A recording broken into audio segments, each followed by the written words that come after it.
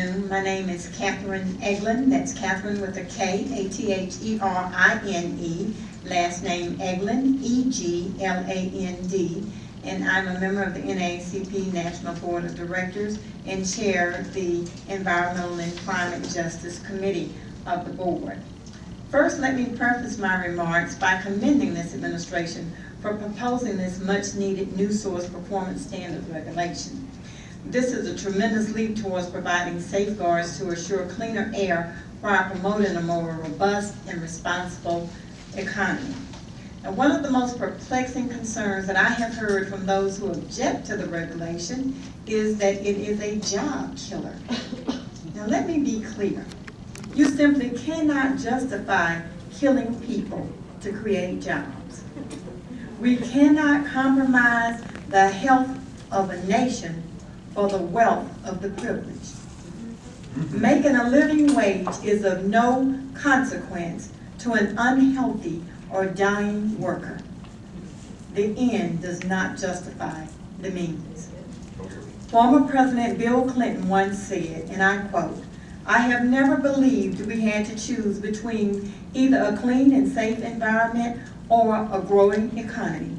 Protecting the health and safety of all Americans doesn't have to come at the expense of our economy's bottom line. And creating thriving companies and new jobs doesn't have to come at the expense of the air we breathe, the water we drink, the food we eat, or the natural landscape in which we live. We can and indeed must have both," unquote. We should never turn a blind eye or a deaf ear to those who have a deep and abiding commitment to protecting our environment and dismiss them as opponents of progress, or even worse, hired assassins to kill the job market. I am certainly grateful for this opportunity and to all those who work so diligently within this administration to protect my right to breathe clean air. I am here today in a volunteer capacity as the grandmother of a child who requires periodic breathing treatments, and as a Gulfport, Mississippi homeowner who for the past 33 years has resided within 5 miles of a failing coal plant Jack Watson. 3 of my grandchildren live only 2 blocks from me, which places them within that same 5-mile radius. It isn't enough that Plant Watson's owner, Mississippi Power Company, has this one failing plant. They're pending final approval by the Public Service Commission to develop yet another coal plant in the state. This new Kemper County site will utilize lignite and eliminate 20,000 acres of prime forest land in small farms.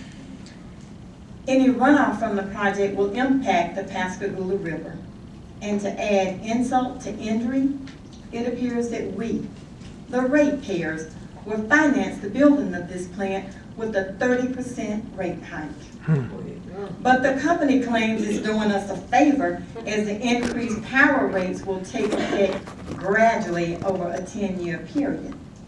Apparently, they have no appreciation for the fact that Social Security, retirement, and other incomes will not increase at a rate of 30% over a 10-year period, and that this increase will impose a considerable hardship on many of its consumers. This is really an absolute travesty, that the construction of the new coal plant will be financed on the backs of struggling customers with absolutely no risk to the shareholders of this publicly traded company. This kind of blatant disregard is why we need federal government intervention. Also located within 5 miles of Plant Jack Watson is the Gulf of Mexico. Gulf residents have had not only to contend with the results of extreme climate changes, which spawned the unprecedented devastation of Hurricane Katrina, but we also have had to cope with the horrendous BP oil drilling disaster.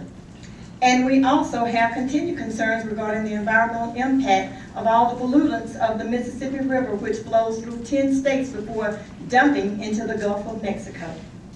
We need federal government regulation to protect us, not just for future coal plants, but for all the existing pitfalls which have led us down this unyielding path of destruction. I encourage consideration of NSPS as well as protective guidelines for existing coal plants. Thank you.